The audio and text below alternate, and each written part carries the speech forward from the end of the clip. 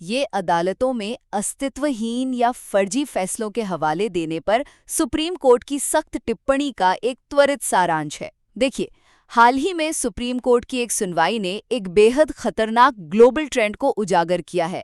अदालतों में ऐसे कानूनी फैसले पेश करना जिनका असल में कोई वजूद ही नहीं है। क्या आप कल्पना कर सकते हैं कि देश की सबसे बड़ी अदालत में कोई ऐसे केस का उदाहरण दे जो कभी लड़ा ही नहीं गया? तो इसमें सबसे पहला मामला हार्ट एंड सोल एंटरटेनमेंट नाम की कंपनी का है। इसके डायरेक्टर ने सुप्रीम कोर्ट से गुहार लगाई कि बॉम्बे हाई कोर्ट के आदेश से वो टिप्पणी हटाई जाए जिसमें उन पर फर्जी केस का हवाला देने का गंभीर आरोप था। अब सुप्रीम कोर्ट ने मामले को ज्यादा नहीं खींचा, बिल्कुल एक सख्त लेकिन दरियादिल टीचर की तरह बिना लंबी बहस के एक रियायत के तौर पर उन्होंने ये गलती माफ कर दी और वो टिप्पणी हटा दी। अब आते हैं दूसरे पॉइंट पर। भले ही कोर्ट ने टिप्पणी हटा दी, लेकिन इसने एक बहुत बड़ी खतरे की घंटी बजा दी है। अदालत ने साफ किया कि गैर मौजूद फैसलों का हवाला देने की ये बीमारी अब केवल भारत तक सीमित नहीं है, बल्कि दुनिया भर में फैल रही है।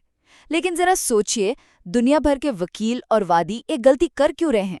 क्या ये सिर्फ जल्दबाजी है या एआई जैसे जानकारी जुटाने के हमारे नए तरीकों की कोई बड़ी खामी? और अंत में इस तेजी से फैलते खतरे को देखते हुए अदालत ने बताया कि सुप्रीम कोर्ट पहले से ही न्यायिक स्तर पर इस गंभीर मामले पर विचार कर रहा है। मतलब ये सिर्फ एक चेतावनी नहीं है, बल्कि सिस्टम को सुधारने की एक एक्टिव प्रोसेस है।